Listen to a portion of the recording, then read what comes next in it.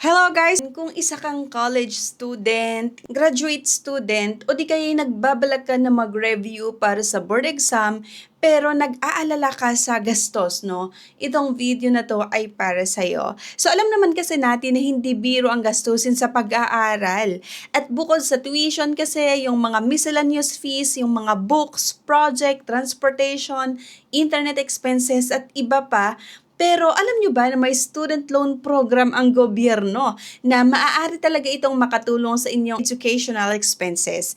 Kaya nga sa video na ito ay pag-uusapan natin kung ano nga ba yung student loan program or SLP, sino yung mga pwedeng mag-apply, magkano ang maaring mahiram, ano yung mga requirements, paano nga ba yung mga application process, kailan at paano ba tayo magbayad, halimbawa uutang tayo dito, at ang mga importanteng tips nito bago tayo makapag-apply. Sana talaga mga ka-Insta-Review, panoorin nyo yung buong video. At syempre, kung bago ka pa lang dito sa ating channel, huwag niyong kalimutan na mag-like mag-subscribe at i-click yung bell icon dyan sa baba para maging updated ka sa mga susunod na videos patungkol sa scholarship, yung mga educational assistance at government program para sa mga students. Ayun, una sa lahat nga mga ka-Insta Review, ano nga bang student loan program? So, ang student loan program o SLP kasi ay isang loan assistance program ng ating gobyerno sa ilalim ng UNIFAS. Okay?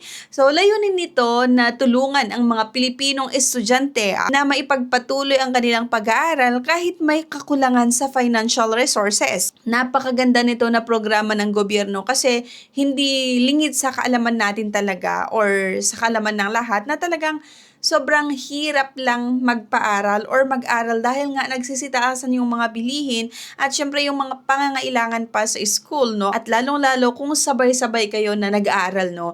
Kaya hindi ito scholarship mga ka-interview ha, hindi rin ito grant, okay? So loan ito, utang ito na kailangang bayaran, pero may napakagandang benepisyo or yung mga benefits nga dahil wala itong interest kung mababayaran sa loob ng itinakdang panahon.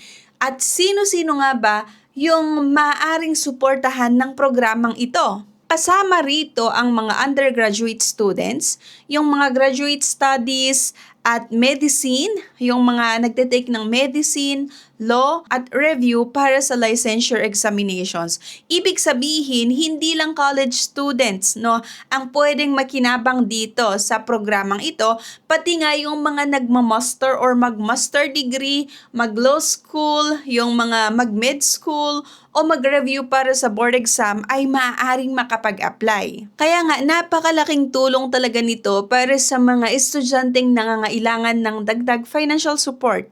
At isa sa mga pinaka-importanteng tanong, magkano ba ang pwedeng mautang? So sa ilalim ng student loan program, maaaring umutang hanggang 60,000 pesos bawat program cycle.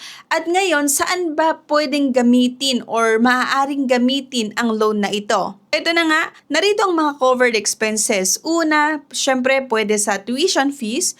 Kung kulang ang budget para sa enrollment, maaaring gamitin ang loan para dito. Pangalawa, other school fees.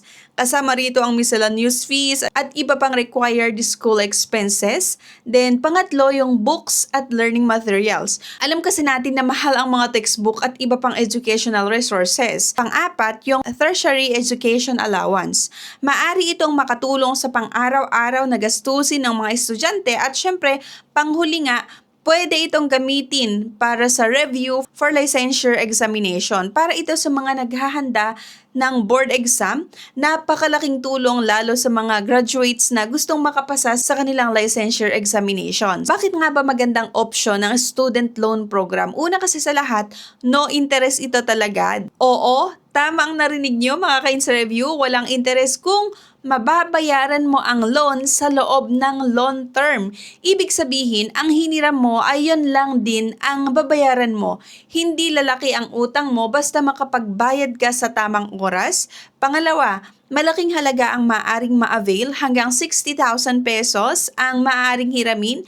Pangatlo, government-supported program ito. Mas accessible ito kumpara sa maraming private loans at Pang-apat, maaari kang mag-apply ulit sa susunod na cycle basta nabayaran mo ang naunang loan. Napakagandang oportunidad talaga ito mga ka-interview, no?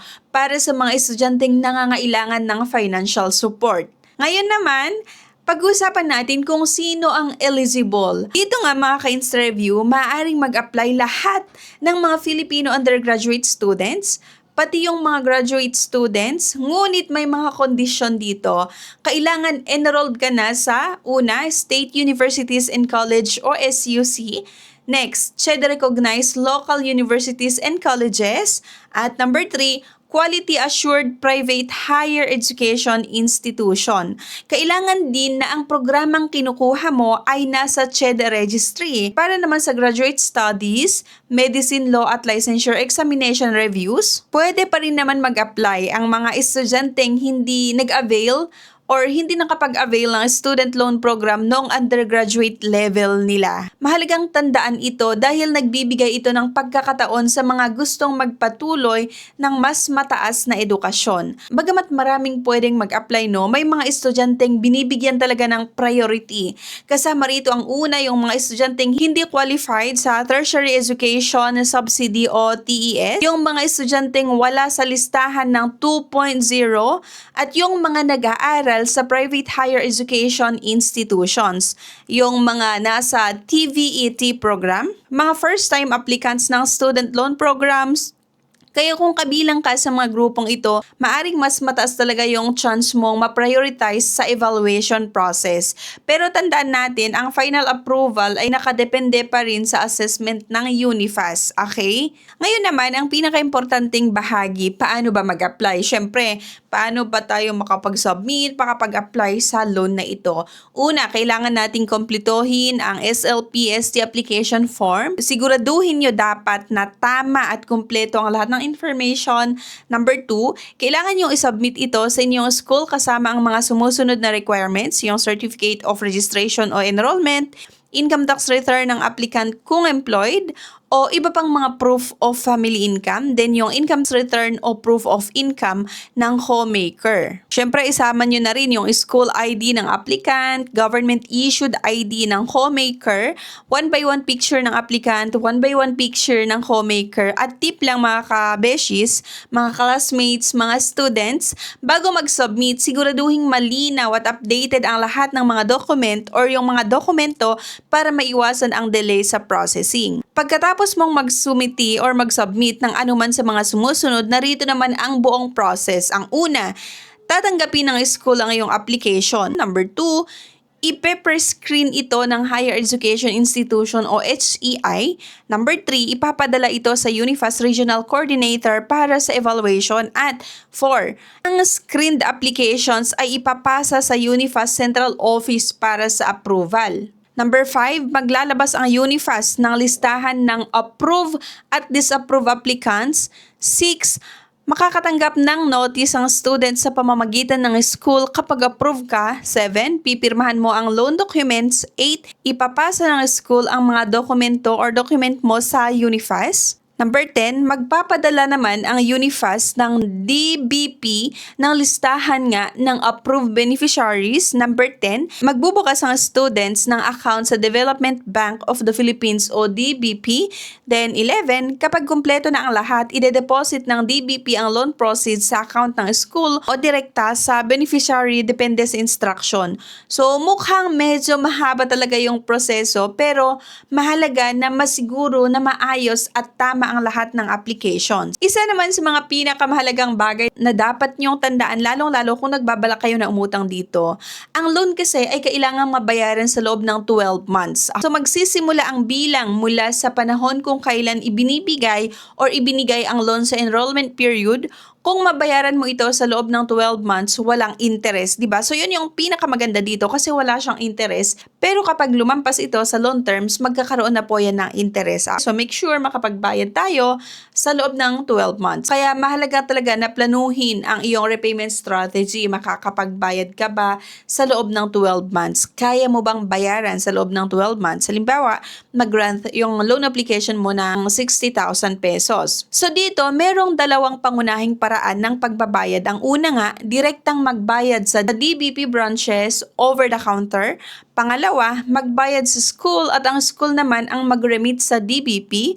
So, mas mabuting itanong sa inyong school kung alin sa dalawang option ang ginagamit nila. At para sa mga nagtatanong na makakapag-apply ba ulit dito? No? Pwede bang umutang ulit kung nakapag-loan ka na dati? So, ang sagot dito ay yes. Pwede kang mag-avail muli ng panibagong student loan program cycle basta't fully paid na nga ang iyong naunang loan at maaari mo rin itong gamitin para sa medicine, law, graduate studies at iba pang eligible programs. Okay? At iyan na nga ang kabuwang gabay tungkol sa Unifast Student Loan Program. Kaya kung may mga tanong pa po kayo tungkol sa application process, requirements o eligibility, i-comment nyo lang po sa baba at susubukan kong sagutan sa mga susunod na videos. Okay? At para sa official updates nga at karagdagang information or impormasyon, maaari kayong bumisita nga sa Unifast at sa kanilang official social media accounts. Kung nakatulong ang video na to sa inyo, please don't forget nga to like, share sa inyong mga kaklase at kaibigan at mag-subscribe na rin sa ating channel. So by the way, hindi po ako binayaran ng Unifast para gawan ng video ito. So gusto ko lang i-share sa inyo kung ano yung mga nakita ko based nga sa ating research na possible na makatulong nga sa mga estudyante or sa mga nangangailangan ng financial support, no? And ayan, sa mga naghahanap pa ng ibang pwedeng mautangan, yung mga hindi estudyante, yung mga nagtatrabaho, employed, self-employed, so marami kayong matutunghayan or makikita nga dito sa ating channel, kaya sana mag-subscribe na rin po kayo at i-check nyo yung ibang mga videos natin patungkol sa mga bank loans at yung mga ibang lending companies, lending at financing companies na nagpapautang sa mga employed at self-employed, yung legit na hindi na mamahiya. Okay, so yan lang. Thank you and see you sa aking next vlog. Bye!